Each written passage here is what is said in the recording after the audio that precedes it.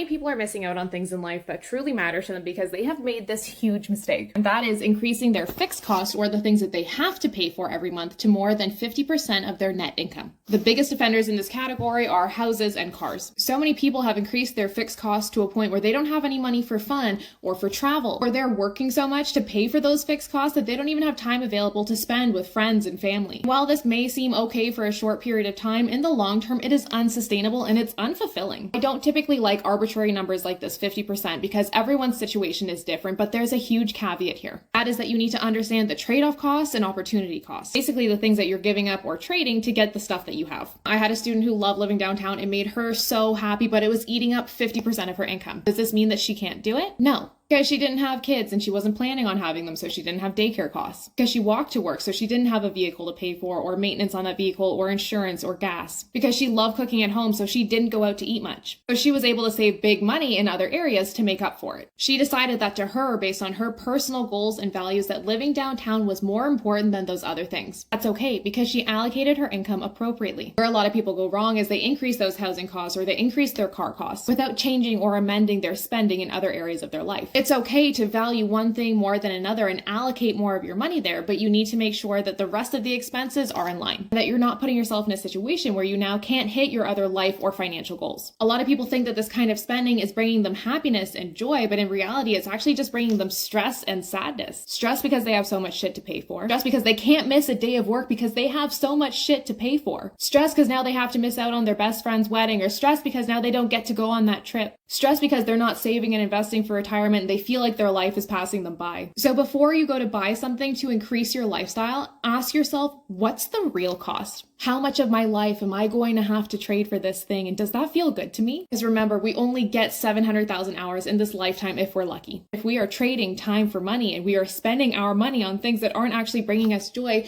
we have now committed ourselves to working a job that we probably don't like that much to pay for this shit that's actually just taking joy out of our life. It's like this vicious fucking cycle. And if you're doing this, it's not because you're bad with money. It's not because it's too hard. There's a lot of other things that are going on. And if you find yourself in a situation where you're having trouble saying no to yourself and you don't know how to align your spending with your values and your goals, and take our all new free training, Kick Your Shopping Addiction Masterclass. It's going to change your fucking life. Grab your spot through our link in bio.